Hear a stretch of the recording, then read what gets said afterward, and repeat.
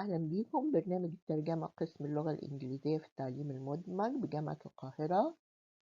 احنا بنتقابل النهاردة علشان المحاضرة الرابعة في مادة جرامر 1 1103. أهلا بيكم.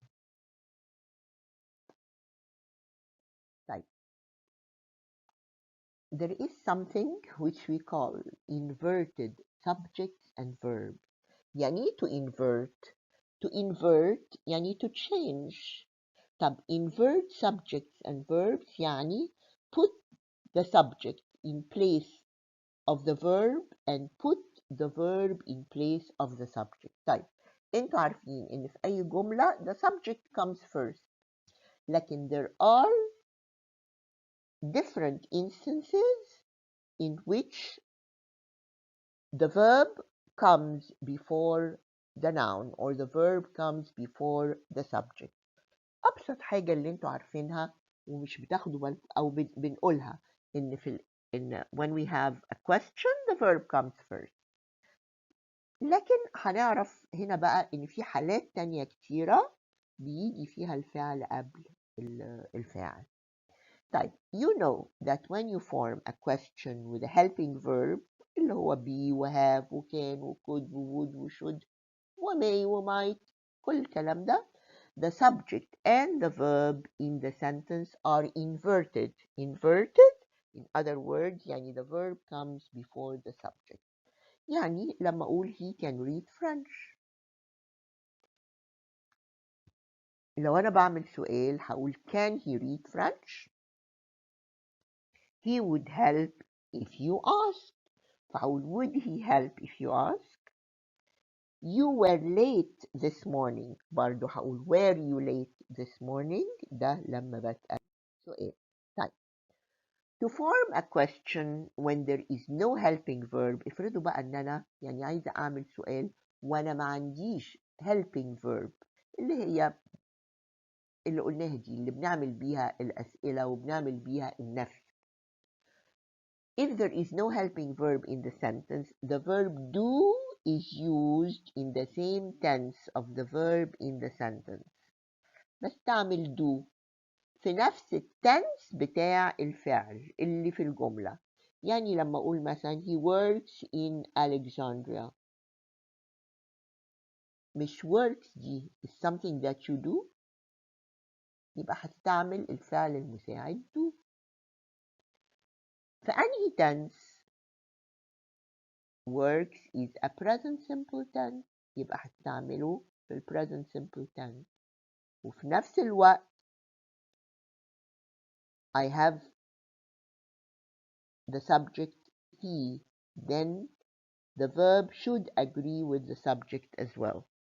يعني هقول he works دي هتبقى do وdo دي هتبقى does لأن أنا عندي he.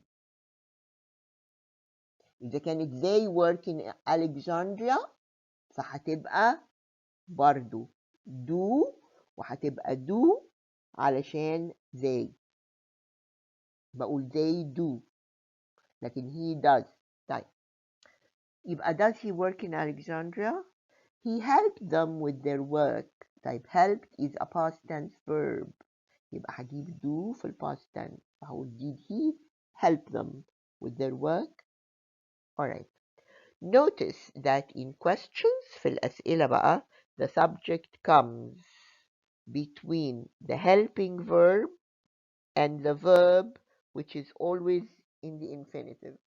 يعني يمكن الكلام ده مبهم شوية because the tense is indicated by the helping verb. يعني ايه؟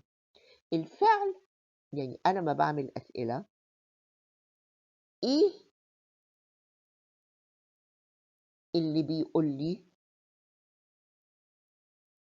إن الفعل ده مظبوط مع الفاعل اللي هو الفعل المساعد اللي بستعمله عشان أسأل بيه. لكن الفعل الأساسي بتاع الجملة بيبقى في المصدر. أنا خلاص الفعل المساعد ده اللي بسأل بيه هو اللي عرفني التنس وعرفني البروناون agreement وكل الكلام ده. طيب، يعني أنا لما قلت هنا does he work ما قلتش does he works، لا، لازم الفعل يجي في المصدر ما دام في فعل مساعد، و did he help، مش بقول did he helped. أنا بستعمل مع الفعل المساعد في الزمن المظبوط ومع الريفرنس المظبوط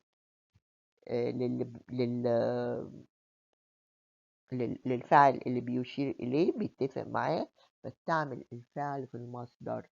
يعني works بتبقى does work. where does he work؟ و helped بتبقى did help. did he help؟ alright؟ طيب تعالوا بقى نشوف أول حاجة هنا subjects and verbs. أول حالة يعني subjects and verbs are inverted with question words. question words اللي هي when, where, what, who, which. أي WH questions دي بنقول عليها question words. Notice that question words like what, where, when, where, why, where اتقالت مرتين معلش, why and how can be used as question words and can also join two clauses. انتوا عارفين ان احنا بنستعملهم كconnecting words لما كنا بنتكلم على sentences with a number of clauses، لكن في نفس الوقت هم question words. تعالوا نبص كده. In questions the subject and the verb are inverted. يعني بقول when is the exam، هقول the exam is مثلا tomorrow. Where is he going؟ What should I do؟ لكن the same question words اللي هي when, where, what can be used to join two clauses. In this case we have sentences and not questions. Subjects come before verbs. ما دام أنا عندي جملة ومش عندي سؤال يبقى ما what ما بتجيش قبل الفاعل، لا، أو ما بيبقاش inversion، الفعل ما بيجيش قبل الفاعل. يعني لو أنا بقول I do not know when، مش هقول when is the exam. ليه؟ لأن أنا عندي هنا I do not know إيه؟ when the exam is the noun clause. أنا عندي هنا clause ما عنديش سؤال، يبقى ما أعملش inversion للفعل والفاعل، بيجي الفعل وبعدين الفعل. We do not know where he is going. دي غلطة شائعة على فكرة، إن الناس ممكن تقول we do not know where is he going. لا، دي clause مش سؤال. لما تبقى clause you do not invert the subject and the verb. Do not tell me what I should do. مش what should I do، what I should do.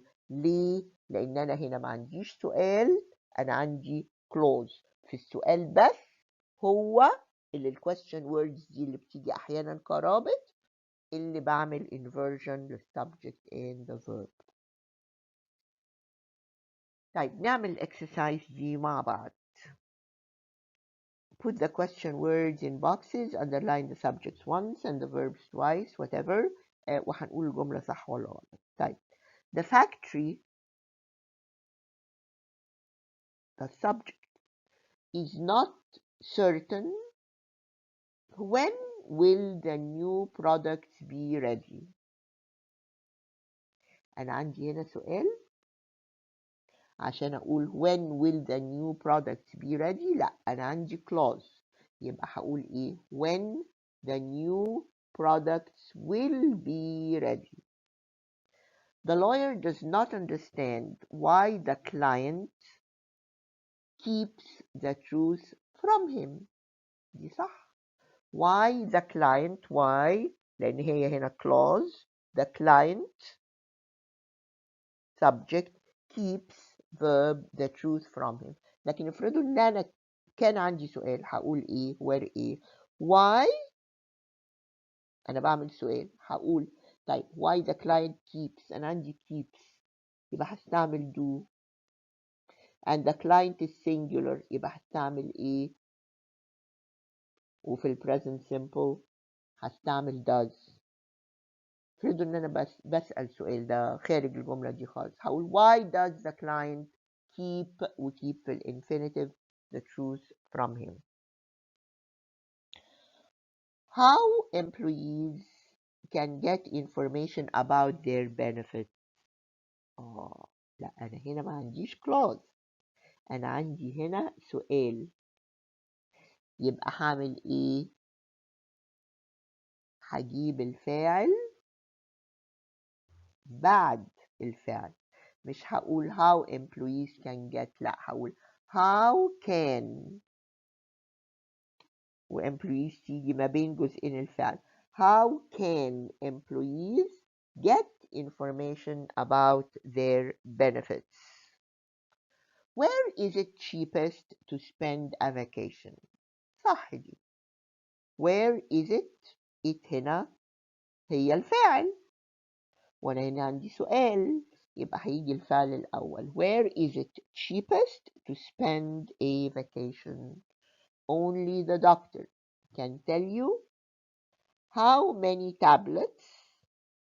How أنا عندي هنا clause، يبقى how many tablets can you take ولا you can take؟ You can take لأن أنا ما عنديش سؤال. Only the doctor can tell you how many tablets you can take for your headache. Type skill number 16 is about the second instance of inverting subjects and verbs. بصوا بقى.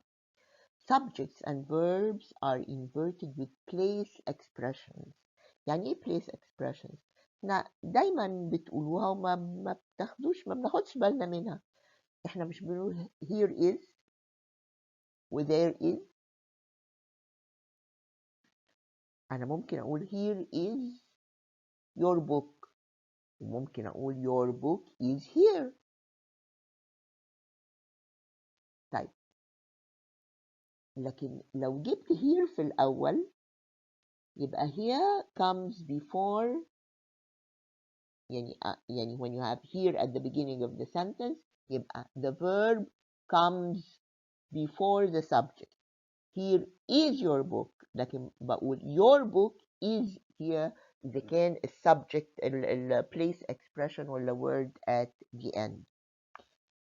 طيب after words or phrases expressing place the verb comes before the subject. يعني بقول here is the book you want. There are the books you need. Nowhere دي برضو مكان. Have I seen such weather. لو أنا بجيبها في الآخر هقول I have seen such weather nowhere, right? أو I have nowhere seen such weather. هقول برضو في الجملتين الأولانيين the book you want is here. The book is here. لكن لما يجي الكلمة أو العبارة اللي بتتكلم على المكان في أول الجملة you invert the subject and the verb. طيب when prepositional phrases of place come at the beginning of the sentence the verb and the subject are inverted. مش دايما الكلمات بتبقى here and there.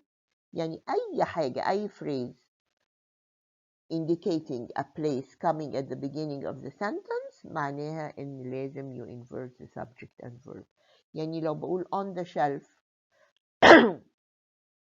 on the shelf دي مكان جاية في أول الجملة هقول are the books you want.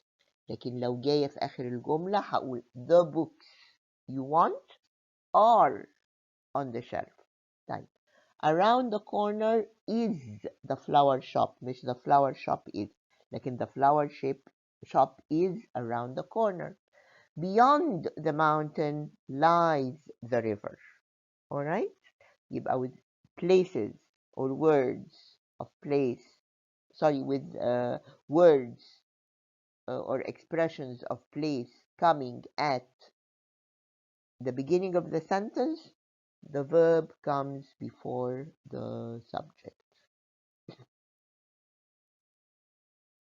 طيب notice that in the above examples اللي قلناها دلوقتي the prepositional phrase is needed to complete the meaning of the sentence. أنا محتاجة prepositional phrase علشان أكمل معنى الجملة. But when the place expression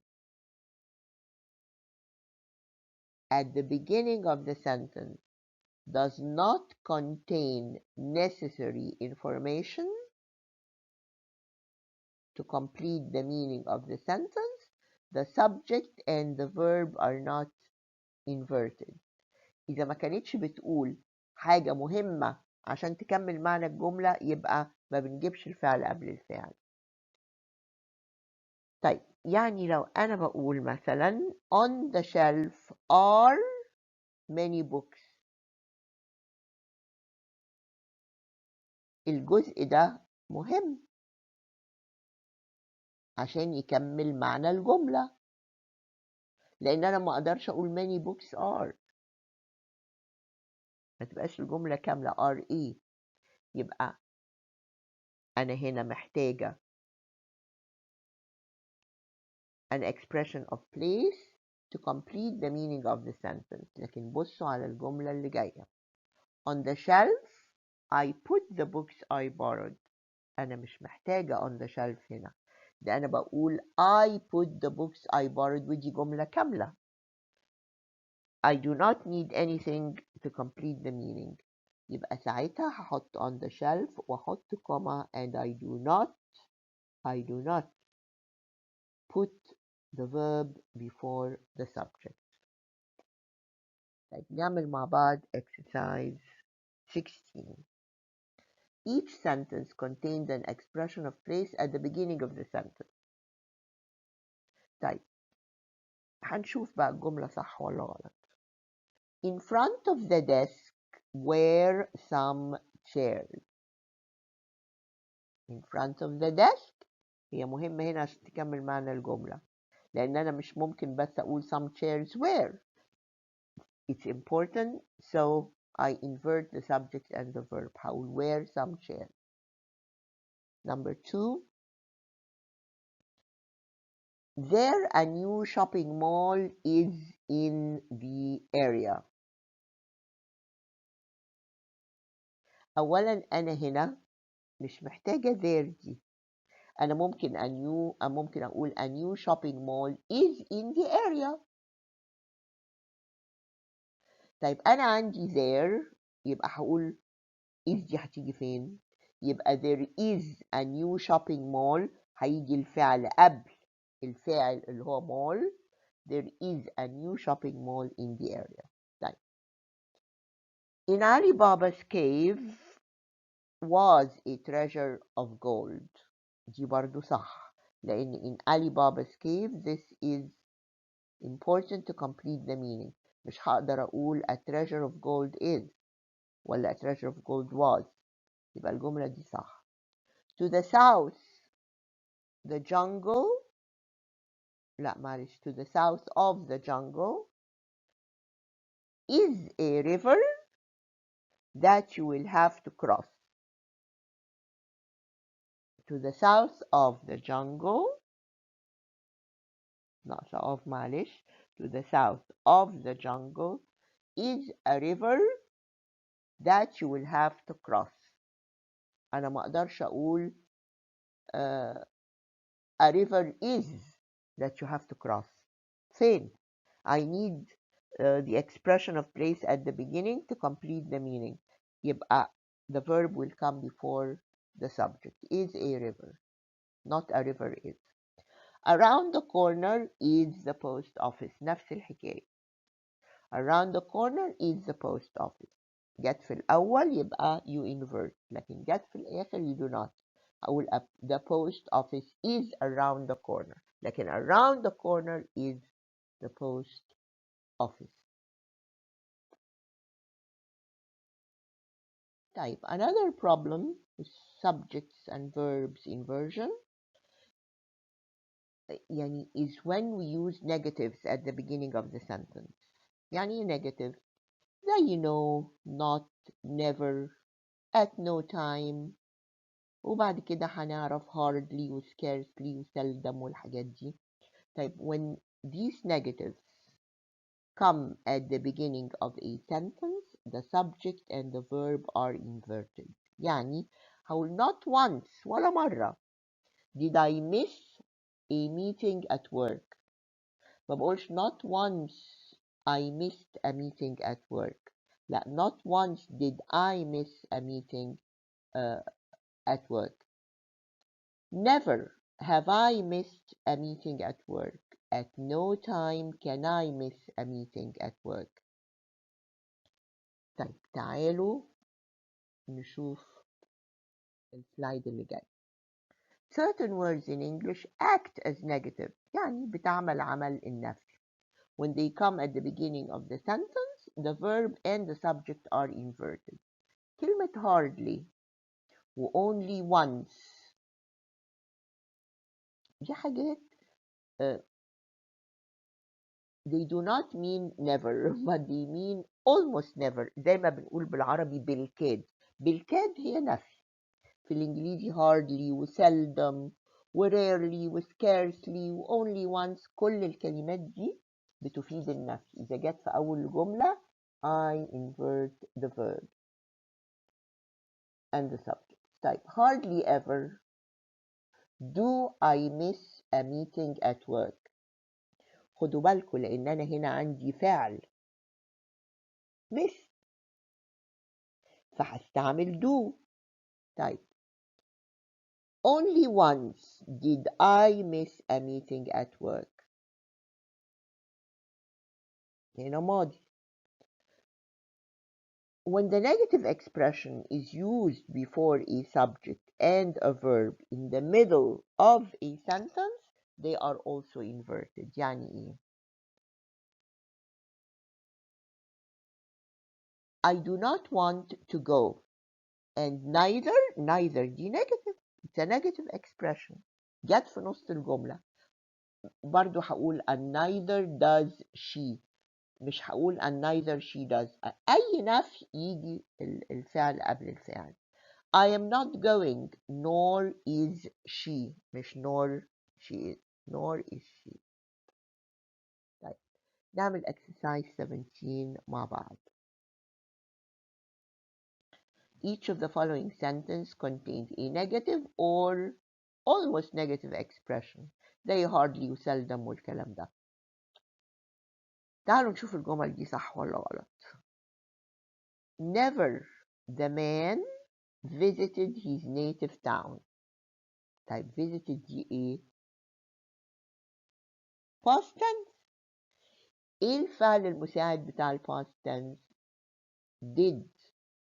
و never جاية في الأول فهقول ايه؟ never did the man visit his native town. و visit طبعا هتبقى في الانفينيتيف. On no occasion ولا في أي مناسبة نفي. Did my parents refuse me anything? This is correct. Did my parents refuse? They were not invited to the wedding, nor did they expect to be. برضو دي صح. أنا عندي nor في وسط الجملة فالفعل هيجي قبل الفاعل. Nor did they expect to be. Only once in her life got she has full mark. Only once in her life ده برضو نفي. يبقى only once in her life مش got she has يبقى has she got full mark. Only once in her life has she got full mark. Did he go out of the house at no time?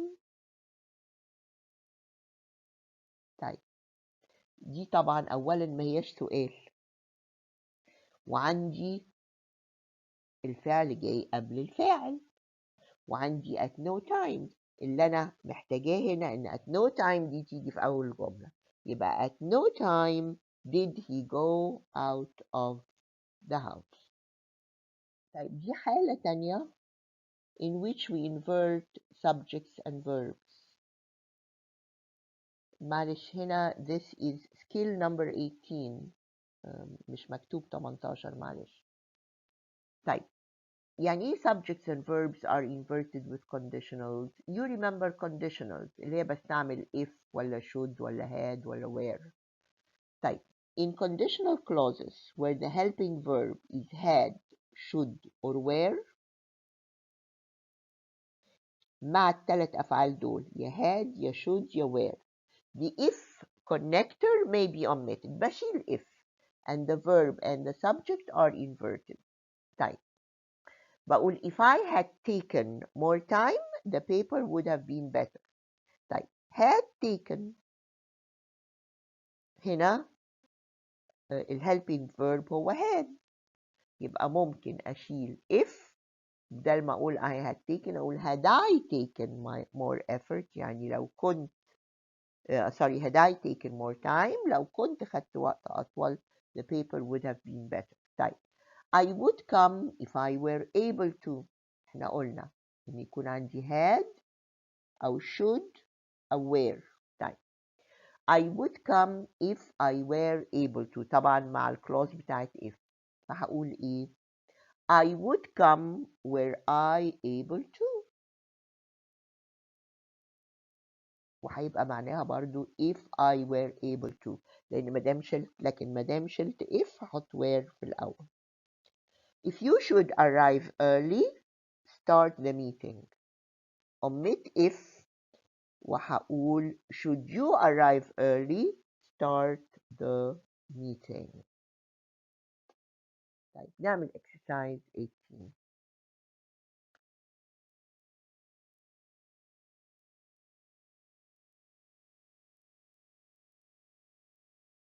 This is about conditionals وإذا كان ممكن، وقلنا لو عندي had أو were أو should ممكن أشيل if. Were my parents more understanding، يعني لو كان والدي متفهمين أكتر it would have been easier to talk to them. Were my parents، طيب ده معناها إنها كانت إيه؟ if my parents were، لكن ما دام عندي were ممكن أشيل if were تيجي قبل الفاعل. There is money in the drawer if should you، لا هي مفروض تبقى if you should، يا إما أشيل if وتبقى should you need any while I am away. طيب there is money هقولها تاني بالحاجتين. There is money in the drawer if you should need any while I am away، وممكن أشيل if وابتدي بshould زي ما هي معمولة هنا. There is money in the drawer should you need، يعني if you should you need any while I am away. Has she enough money left? She will buy a car. طيب الفعل هنا عندي ايه؟ has مش had، فما اقدرش اقول وما اقدرش كمان اقول had لان انا عندي will بعدين. طيب يبقى لازم اقول if she has enough money left she will buy a car.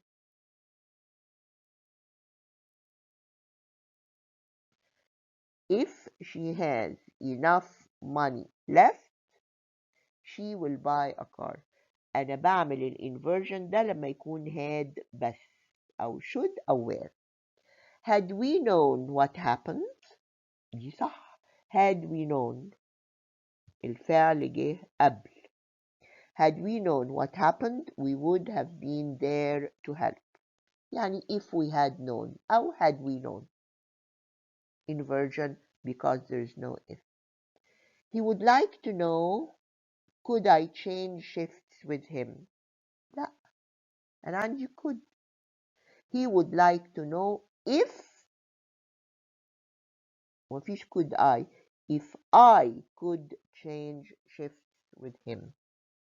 مش بغير الفعل والفاعل في الأماكن بتاعتهم.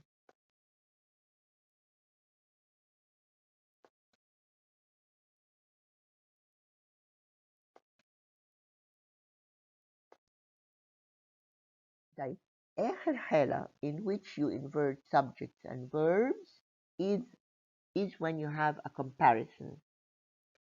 طيب in comparisons 3 forms are correct in English. 3 حاجات صح. ممكن أقول إيه؟ The train takes more hours to Luxor than the plane. أنا عندي هنا comparison. The train takes more hours than the plane. طيب the train takes more hours to Luxor than the plane does. من غير inversion. ممكن من غير الفعل اللي بعد ال comparison than the plane. ممكن أقول than the plane وممكن أقول than the plane does وممكن أقول than does the plane. ده معناه إن ممكن في ال comparison أجيب الفعل قبل الفاعل. طيب all 3 examples are correct in English. We can have the subject only and it is understood that the verb applies to both subjects اللي هو takes. Then the plane takes أو then the plane does اللي هي does. مش بنكرر الفعل، بنجيب الفعل المساعد اللي بنفس الزمن. We can have the subject followed by the verb then the plane does, and we can invert the subject and the verb which is more formal in English. ده بيبقى كتابة يعني رسمية أكتر في الإنجليزي. Then does the plane. طيب نعمل آخر exercise في الليكتشر دي. هنشوف أنا هنا كله عندي comparisons وأشوف الجمل صح ولا لا. Elections have attracted more voters than have other elections in the past. Than have other elections in the past. جبت الفعل قبل الفعل. صح طبعا. We were much more attracted to the film than did the younger viewers. الفعل عندي هو were مش did مش do. طيب هقول we were much more attracted to the film than the younger viewers وبس من غير فعل. وممكن أقول we were much more attracted to the film than the young viewers were. وممكن أقول we were much more attracted to the film than were the younger viewers مش did. The pizza we ate at Domino's was far tastier than any other pizza. صح. ممكن أقول than any other pizza الفعل عندي was وممكن أقول than was any other pizza وممكن أقول than any other pizza was.